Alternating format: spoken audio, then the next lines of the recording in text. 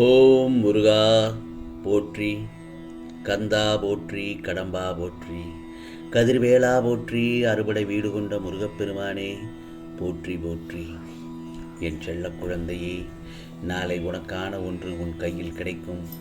ஆம் செல்லமே, இந்த முருகப்பெருமான் சொல்வதை கேட்டுவிட்டு சந்தோஷமாக தூங்கு. மனிதனின் அதிகபட்ச விருப்பமே நிம்மதியோடு வாழ்வதுதான். அந்த நிம்மதிக்காக எதையும் செய்ய தயாராக இருக்கிறான் அவன். நிம்மதி எங்கெல்லாம் கிடைக்கும் என்று அறிந்து கொள்வதில் ஆர்வம் மிக்கவுமாகவும் தான் இருக்கிறான். அதை தேடி தேடி அழைந்து ஓய்ந்து விடுகிறான் சில சமயங்களில். ஆனால் இந்த முருகப்பெருமான் நான் இப்பொழுது கூறப்போகும் பழக்க வழக்கங்களை ஒவ்வொரு மனிதனுடன் கடைபிடித்தாலே உனக்கானது தேவையான நிம்மதி தானே தேடி வந்து அமர்ந்து கொள்ளும். மகிழ்ச்சி மனதிற்குள் தானே இருக்கிறது. நமக்கு தேவையான மகிழ்ச்சியை பிறர் கொடுக்க முடியாதல்லவா? அது நமக்குள் தானே இருக்கிறது. மாபெரும் மாளிகையில் வசிக்கும் எல்லோரும் மகிழ்ச்சியாக இருப்பதாக சொல்ல முடியாது. அதே சமயம் குடிசையில் வசிப்பவர்கள் கூட நமக்கு தேவையான மகிழ்ச்சியை மனதிற்குள் வைத்து நிம்மதியாக இருப்பதை அவர்களது முகத்தின் பிரகாசத்தை பார்க்கும்போது தெளிவாக தெரிய வரும். ஆகவே அது அவருடைய மனதிற்குள் இருந்துதான் வர வேண்டும். எந்த நிலைமையிலும் இருந்தாலும் சரி, வாழ்க்கையில் என்ன கிடைத்தாலும் சரி அல்லது கிடைக்காவிட்டாலும் சரி, சந்தோஷமாக இருப்பேன் என்று தீர்மானம் செய்து கொள்ளும் ஒவ்வொரு நபரும் நிம்மதியாக இருக்கிறார் என்பதில் எந்த ஒரு மாற்று கருத்தே இருக்க முடியாது. முருகா, நான் இப்பொழுது மகிழ்ச்சியாக வாழ இதெல்லாம் வேண்டும் என்று பெரிய பட்டியல் போடும் மனிதரால் நிம்மதியையோ சந்தோஷத்தையோ பெற முடியாது. மனிதர்கள் செய்யும் மிகப்பெரிய தவறு நிகழ்காலத்தில் வாழாமல் நடந்ததையும் இனிமேல் நடக்கப் போவதையும் நினைத்து இருப்பதுதான். எப்பொழுதும் கடந்த காலத்தை பற்றியே ஏக்கத்தையும் எதிர்காலத்தை பற்றிய கவலைகளையும் சுமந்து கொண்டேதான் இருக்கிறான். அப்படி இருப்பவர்களால் நிகழ்கால சந்தோஷத்தை அனுபவிக்கவே முடியாது. நான் சொல்வது புரிகிறதா? ஆகவே ஒன்றை தெரிந்து கொள்ள வேண்டும். அவர்கள் இந்த நிமிடம் அவர்கள் நினைத்தால் அவர்களுக்கான சந்தோஷமான நிம்மதியான நிமிடங்களான இந்த நிமிடத்தை அவர்களால் மாற்றிக்கொள்ள முடியும். அதை விட்டுவிட்டு ஏக்கங்களையும் கவலைகளையும் சுமந்து கொண்டு இருந்தால் நிம்மதிக்கு இடமே இல்லாமல் போய்விடும். ஆகவே இந்த நிமிடம் மிகவும் இனிமையானது. நான் இதில் மிகவும் சந்தோஷமாக இருக்கிறேன் என்பவர்கள் இந்த உலகத்தில் நிம்மதியை அடைகிறார்கள் என் செல்லமே. அதேபோல்தான் காத்திருந்த பின்புதான் அந்த நிலையை உயர்ந்திருக்கிறார்கள். ஒவ்வொரு இடத்திற்கும் செல்வதற்கு முன் சில நேரங்கள் காத்திருக்க வேண்டியதான் இருக்கும். ஆதலால் தான் சாமானியன் தொடங்கி சாதனையாளர் வரை எந்த மனிதரும் வாழ்க்கையில் மிக குறுகிய காலத்தில் முன்னேறிய சரித்திரமே இல்லை. நாம் ஆசைப்பட்டதை அடைய அதற்கான முயற்சிகளை தீவிரமாக எடுக்க வேண்டும். அப்படி இருக்கும் பட்சத்தில் ஒவ்வொரு நாளும் புதிய நாள் தானே. பள்ளிக்கு செல்லும் குழந்தை ஒவ்வொரு நாளும் புதிய அனுபவங்களை எதிர்பார்த்து தான் செல்லும். அதே போலத்தான் வாழ்க்கை என்ற பள்ளிக்கூடம் தினம் தினம் புதிய அனுபவங்களையும் புதிய பாடங்களையும் கற்றுத்தரும். அதே சமயம் தேவையான வாய்ப்புகளையும் வழங்கி முன்னேற்றத்தையும் தரும் அல்லவா?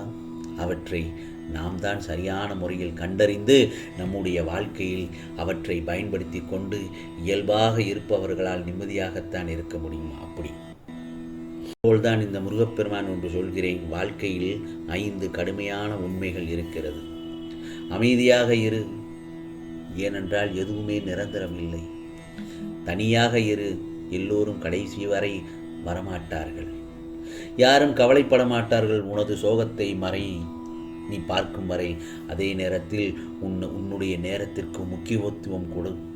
நேரம் திரும்பவே வராது. தனிப்பட்டவராக இரு. உன்னில் சிறந்ததை யாரும் விரும்ப மாட்டார்கள் என் செல்லமே.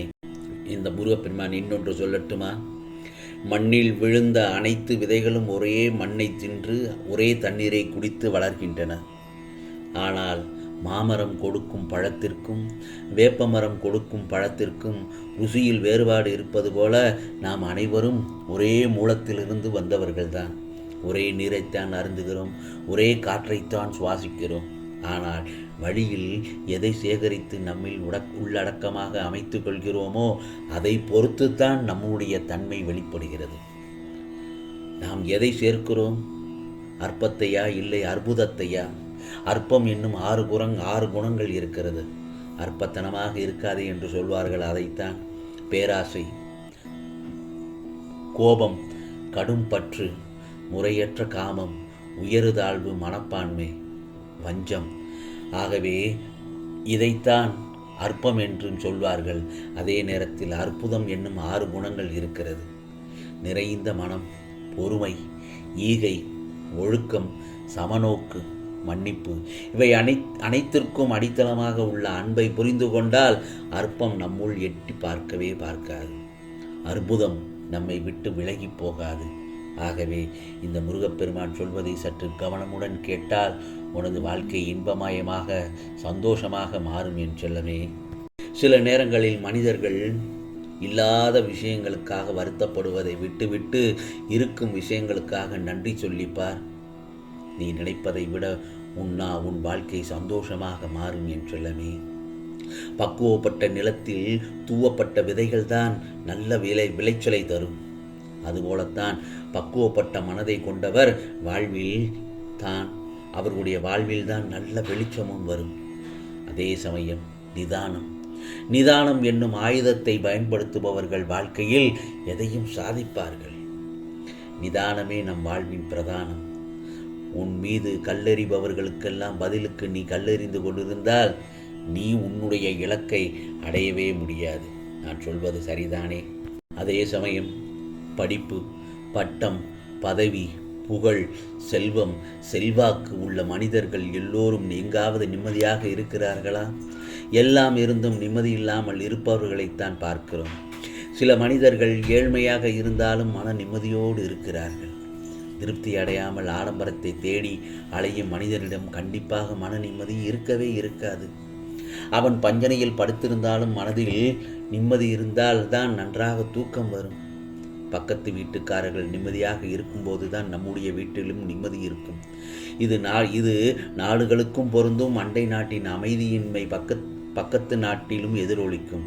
ஆகவே பொதுவாக மனிதர்கள் தன்னுடைய குடும்பம், வாழ்க்கை எல்லாம் நிம்மதியாக இருக்க வேண்டும் என்று விரும்புவது என்பதுதான் இயற்கை.